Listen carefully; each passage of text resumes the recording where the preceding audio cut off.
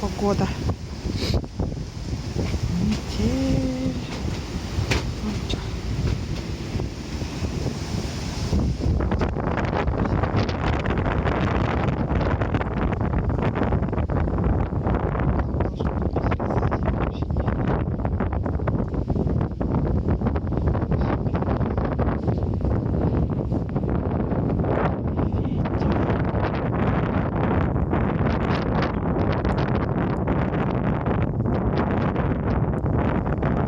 Занятия отменили